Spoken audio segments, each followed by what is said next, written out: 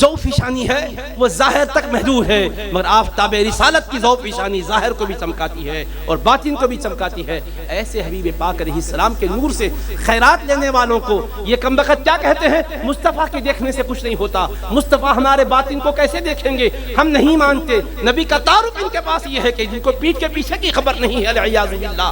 ایسا جب نبی کا تعارف کیا جاتا ہے تو لوگوں کے ذہنوں میں کیا نقشہ بیٹھتا ہے؟ اہل سنت و جماعت اپنے حلقوں سے تعارف یہ کرواتے ہیں، نبی کون؟ جو ہو چکا وہ بھی جانتے ہیں، جو ہو رہا ہے وہ بھی جانتے ہیں، جو ہونے والا ہے وہ بھی جانتے ہیں۔ نبی کا مطلب ہی یہ ہوتا ہے غیب کی خبر دینے والے، غیب کے احوال پر نظر رکھنے والے۔ نبی کا کیا تعارف ہے قرآن میں؟ یا ایھا النبی انا ارسلناک شاہدا، اے غیب کی خبر دینے والے مصطفیٰ، بے شک ہم نے آپ کو شاہد یعنی گواہ بنایا ہے، ہر حال پر حاضر و ناظر بنایا ہے۔ حبیب رب کا بھی مشاہدہ کرنے والے ہیں، سب کا مشاہدہ کرنے والے ہیں، اور کوئی غیب کیا تم سے نہیں ہو بھلا، جب نہ خدا ہی چھپا تم پہ کروڑوں درود۔ اسی کو شیخ الاسلام بانی جامعہ فرماتے ہیں، تھا نظر سے شاہدی کے قدرت حق کا ظہور، یعنی حبیب کی نگاہوں سے قدرت حق کا ظہور ہو رہا تھا۔ ادھر حضرت موسیٰ علیہ السلام کا کیا علم تھا؟ حضرت موسیٰ نے جب دیکھی تجلی طور پر، گو نہ دیکھا حق کو پر بڑھ گئی ایسی نظر کہ شب یلدا میں 10 فرسخ پہ چونٹی ہو اگر، دیکھ لیتے طور کی رویت کا تھا یہ کچھ اثر۔ پھر جو خود اللہ کو دیکھا حضرت نے 2 بار، کون سی شے ہے جو حضرت پر نہ ہوتی آشکار؟ یعنی حبیب وہ ہیں جنہوں نے رب کا جلوہ دیکھا ہے۔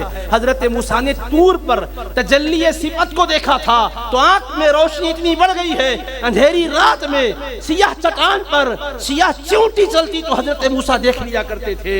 تو مصطفیٰ کے نور کا عالم کیا ہوگا جنہوں نے ذات حق کا جلوہ دیکھا ہے؟ حضرت محدث بکر رحمت اللہ علیہ معراج نامے میں لکھتے ہیں، حضرت موسیٰ علیہ السلام تو اللہ سے التجا کیے، ربی ارینی انظر الیک، اے رب اپنا جلوہ دکھا میں دیکھنا چاہتا ہوں۔ جواب ملا لن ترانی موسیٰ، ہرگز تم نہیں دیکھ سکتے۔ ادھر مصطفیٰ نے گزارش بھی نہیں کی، دعا بھی نہیں کی، درخواست بھی نہیں کی، التجا بھی نہیں کی، رب بلا کے جلوہ دکھا رہا ہے اور خود فرما رہا ہے الم تر الی ربک، اے میرے حبیب کیا اپنے رب کا جلوہ نہیں دیکھو گے؟ ذرا نظریں اٹھاؤ تو صحیح میرے مصطفیٰ، رب جلوے ظاہر کر رہا ہے۔ آج جو جلوے آپ پر رب کے ظاہر ہو رہے مصطفیٰ، نہ اولین پر ظاہر ہوئے ہیں نہ آخرین پر ظاہر ہوں گے۔ سبحان اللہ۔ ما زاغ البصر وما طغى۔ نعرہ رسالت، نعرہ رسالت، فیضان محدث دکن، فیضان شیخ الاسلام حضور ضیاء ملت۔ سبحان اللہ۔ الم تر الی ربک کیف مد الظل، مصطفیٰ ذرا رب کی بارگاہ میں حاضر ہوئے ہو، ذرا نظریں اپنے حبیب پاک سے فرماتا ہے مصطفیٰ ذرا دیکھیں تو صحیح رب کا جلوہ۔ ارے جلوہ اللہ ظاہر کر رہا ہے اور فرما رہا ہے دیکھیے میرے مصطفیٰ۔ ادب کی خاطر مصطفیٰ کی نظریں جھکی ہوئی ہے، نہ دل میں سوال آیا ہے کہ جلوہ دکھا کہہ کر کہیں، نہ نظروں نے ادب کی خاطر دیکھنے کے لیے ہمت کی ہے۔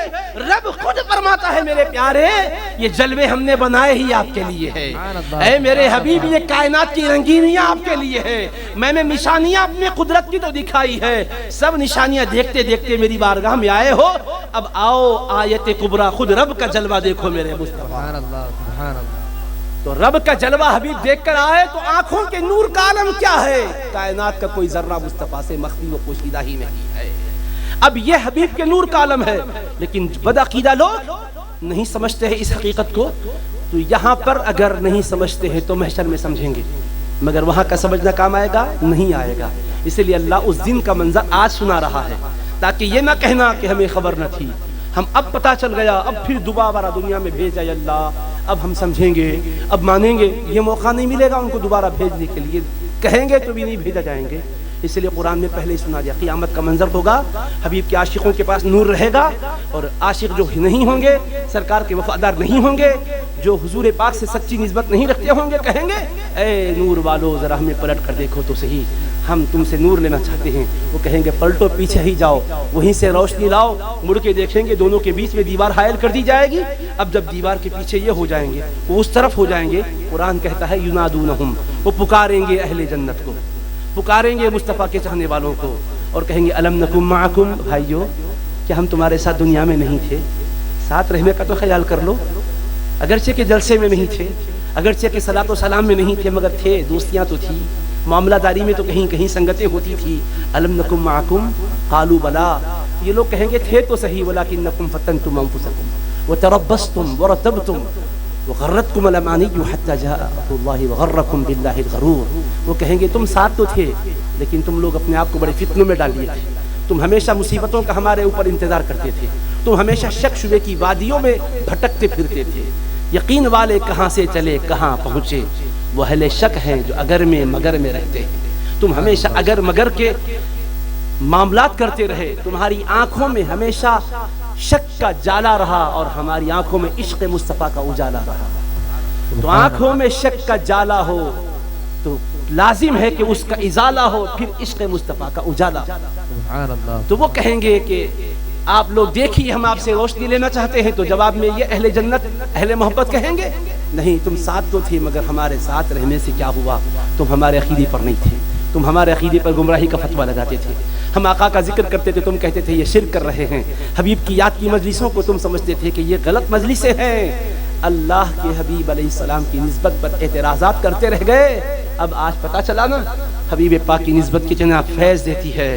اب کہیں گے الم نکم معکم کا جواب یہ ہے قالوا بلا, تم تھے ہمارے ساتھ, ولکنکم فتنتم انفسکم, لیکن تم نے اپنے آپ کو فتنوں میں ڈال رکھا تھا. تو آج قرآن کی آیت سنا کر میں پیغام دینا چاہتا ہوں, ہماری آواز جہاں جہاں تک پہنچ رہی ہے وہ سارے کے سارے کان کھول کر کے سن لیں. حبیب پاک کی نسبت اللہ کو اتنی عزیز ہے کہ اللہ اس نسبت کی وجہ سے ہی اعمال بھی قبول فرماتا ہے اور نیکیوں کو قبول فرماتا ہے. اگر حبیب کی نسبت یقیناً منقطع ہو جاتی ہے تو کوئی عمل اللہ کے پاس قبولیت کا درجہ نہیں دلا سکتا.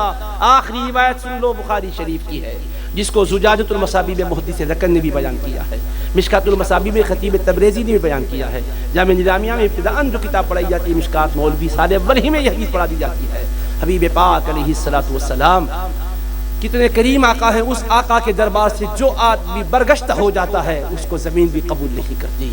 ایک شخص تھا عیسائی مذہب کا, وہ کلمہ پڑھا, حضور علیہ الصلوۃ والسلام کی بارگاہ میں اتنا قریب ہو گیا کہ کبھی کبھی حضور سے کچھ آیات بینات لکھوا لیا بھی کرتے تھے. اب کم بخت کی بدبختی اس پر چھا گئی اور لوگوں سے کہنے لگا محمد مصطفیٰ کو کیا معلوم, میں جو لکھ کر دیتا ہوں وہی ان کو پتہ ہے. العیاذ باللہ گستاخی. اور پھر اس کے بعد مذہب تبدیل کر لیا. حبیب پاک علیہ السلام کی زبان اقدس ایک جملہ نکلا, ان الارض لا تقبلہ, بے شک زمین اس کو قبول نہیں کرے گی. یہ ہے اختیارات مصطفیٰ, زمین اس کو قبول نہیں کرے گی. یہ نہیں کہہ رہے ہیں کہ اے زمین قبول نہ کر, حکم نہیں دے رہے ہیں, خبر دے رہے ہیں کہ زمین قبول نہیں کرے گی. میرے بیٹے, آرڈر دینے میں خبر دینے میں فرق ہے. اے زمین اس کو تو قبول نہ کر, یہ حکم ہے. مصطفیٰ حکم ہی دے کوئی ضروری نہیں ہے, مصطفیٰ جملے کی شکل میں بھی فرما دے تو زمین پابند ہے اس کے اوپر عمل کرنے کی. فرمایا زمین اس کو قبول نہیں کرے گی. زبان اقدس سے جملہ ادا ہو گیا. اس کے بعد کچھ عرصے کے بعد وہ شخص مر گیا. اس کے لوگوں نے دفن کیا اس کو قبر میں. دوسرے دن صبح جا کر دیکھے تو قبر سے باہر اس کی لاش ہے. اب وہ لوگ سمجھے ارے یہ کیونکہ مذہب بدل لیا تھا اس لیے مسلمانوں نے اس کی قبر کو کھود کے نکالا ہوگا. دوسرے دن گہری قبر کھودے اور اندر اس کو دبا دیے, مٹی خوب ڈال دیے. پھر آ کر دیکھتے ہیں اس کے بعد والی صبح تو قبر سے لاش باہر. اب وہ یہی سمجھے ارے مسلمانوں نے ایسا کیا شاید. پھر اچھا اس سے زیادہ گہرا گڑھا کھودے اور اس کو دبا دیے, خوب مٹی بھر دیے, اس میں ڈھیلے ڈال دیے, کنکر پتھر ڈال دیے, چلے گئے. اس کے بعد تیسرے دن کی صبح دیکھتے ہیں تو اس کی میت باہر ہے. جب ان کو پتا چلا مصطفیٰ کی گستاخی کی یہ سزا ہے, حبیب نے فرمایا زمین قبول نہیں کرے گی, تو اس کی کوئی طاعت اس کو کام آئی نہ کوئی عمل کام آیا. تو عزیزان محترم, گفتگو کا مدعا یہی ہے کہ آقا علیہ السلام کی ذات سے تعلق قائم کر کے ہی ہم اللہ کو راضی کرنے میں کامیاب ہو سکتے ہیں. اگر حبیب پاک کی ذات اقدس سے ہمارا تعلق کمزور یا ادھورا ہے تو کوئی عمل ہمارا محشر میں ہمیں بچا نہیں سکتا. حقیقت کی بات یہی ہے, قرآن کا یہی فیصلہ ہے, حبیب پاک علیہ السلام کو مانو. حبیب جو منوائیں وہ مانتے چلے جاؤ, جو کہلوائیں وہ کہتے چلے جاؤ, جو کروائیں وہ کرتے چلے جاؤ. اسی میں اللہ کی رضا ہے, اسی سے دنیا اور آخرت کی صلاح و فلاح ہے. اللہ سے دعا ہے کہ بار الہ تیرے حبیب پاک علیہ السلام کے ذکر کی برکتوں سے ہمیں اور تمام کے تمام شرکاء کو, سامعین کو مالا مال فرما. اے اللہ تیرے حبیب پاک علیہ السلام کی محبت سے ہمارے دلوں کی کھیتیوں کو سیراب فرما دے. جب تک دنیا میں زندہ رکھ پروردگار حبیب پاک کا وفادار امتی بنا کر زندہ رکھ، وقت اخیر آئے تو مصطفیٰ علیہ السلام کا وفادار امتی بنا کر اٹھا۔ خدا یا بحق بنی فاطمہ کہ برقول ایمان کنم خاتمہ، اگر دعوتم رد کنی ور قبول، منو دست دامان آل رسول، عزت فعل خواجگان نقشبند، کار دنیا عاقبت محمود باد، وصلی اللہ تعالی علی خیر خلقہ سیدنا محمد وعلی آلہ وصحبہ اجمعین برحمتک یا ارحم الراحمین، والحمد للہ رب العالمین، والسلام علیکم ورحمۃ اللہ وبرکاتہ۔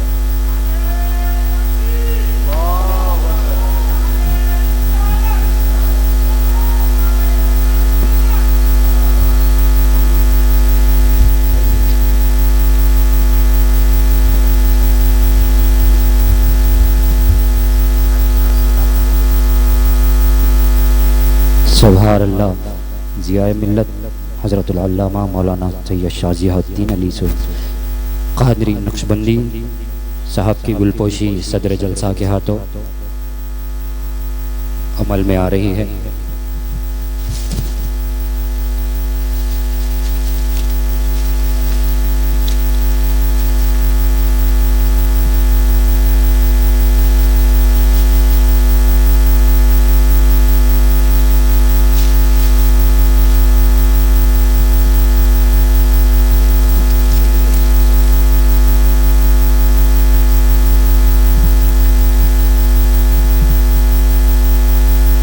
اس سے قلب جناب وسیم رضوی صاحب صدر جلسہ کی گلپوشی عمل میں آ رہی ہے۔ نعرہ تکبیر، نعرہ رسالت، نعرہ رسالت، علماء اہل سنت جناب مولانا مفتی ضیاء الدین نقشبندی صاحب کی گلپوشی بھی عمل میں آ گئی ہے۔ جناب صدیق حسین صاحب کی طرف سے تمام حضرات کا شکریہ ادا کیا جاتا ہے، خصوصاً صدر جلسہ سراج الصوفیہ حضرت العلامہ مولانا سید شاہ ظہیر الدین علی صوفی قادری دامن برکاتہم العالیہ، اور ضیاء ملت حضرت العلامہ مولانا حافظ سید ضیاء الدین نقشبندی صاحب کا بھی شکریہ ادا کیا جاتا ہے۔ اسی کے ساتھ مقبول ملت علی جناب سید احمد پاشا قادری صاحب کا بھی شکریہ ادا کیا جاتا ہے۔ جناب محمود قادری صاحب، سید سہیل قادری المعروف محمود قادری صاحب، جناب سید حامد قادری صاحب، تمام کا شکریہ ادا کیا جاتا ہے۔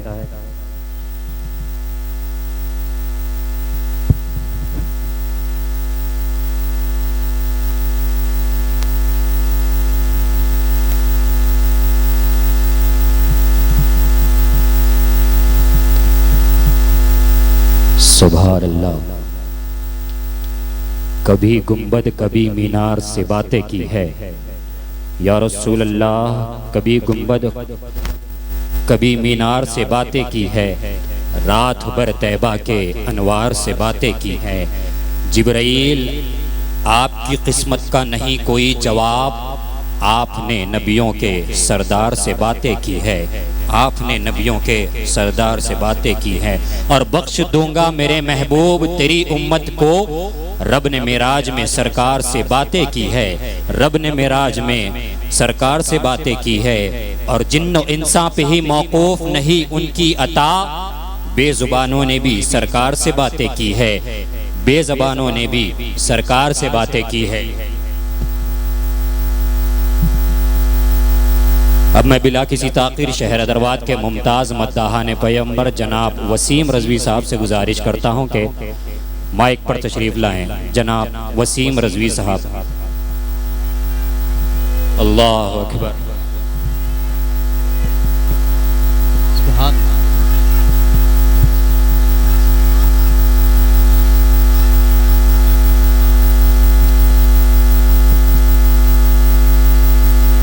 اعوذ باللہ السمیع العلیم من الشیطان الرجیم، بسم اللہ الرحمن الرحیم، والصلاة والسلام علیک یا سید یا رسول اللہ وعلی آلک وصحبک یا حبیب اللہ صلی اللہ علیہ وآلہ وسلم۔